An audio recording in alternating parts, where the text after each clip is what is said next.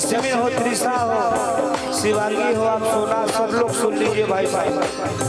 प्यार एक तरफ से होता है तो सजा देता है साहब, अगर प्यार दोनों तरफ से होता है तभी मजा देता है।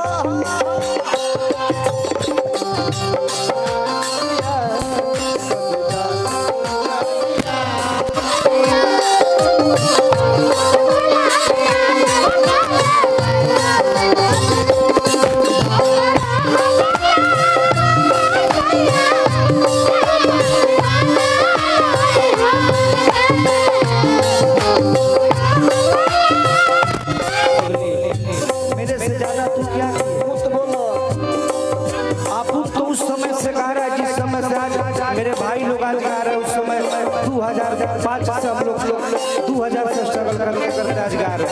हम लोग दुनिया देखे हैं, इस दुनिया में कोई किसी का नहीं होता मालिक, समय खत्म रिश्ता का।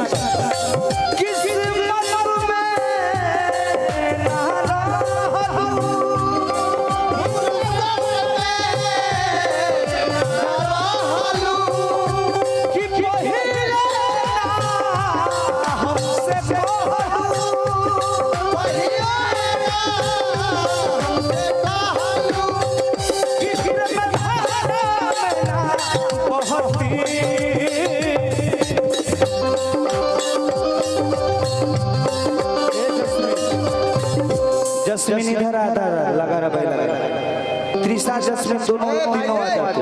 ए भाई यार छोड़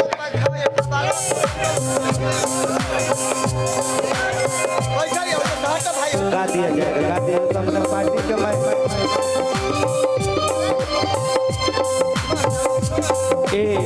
पूजा जी बहुत बहुत धन्यवाद इस गाने पर पता दिखाई। लड़कियां तो है वो भी लोग आ जाए, तू भी आ जा शिवांगी, सब लोग आ जा रहे। प्रोग्राम अंतिम दौर में चल रहा है, इसके बाद रिकॉर्डिंग 2-4 बजाएगा। छोटा भाई है राजा होगा, राज करे आज के समय के जान भाई हो 30 दिन जैसे पहले हम गावत रहनी सतरोन भाई कुल लड़का गावत रहे।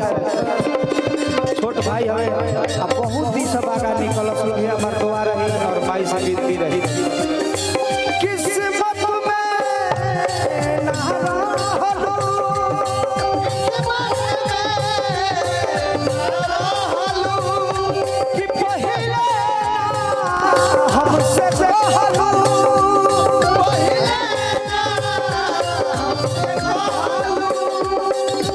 लड़कियों को देना पैसा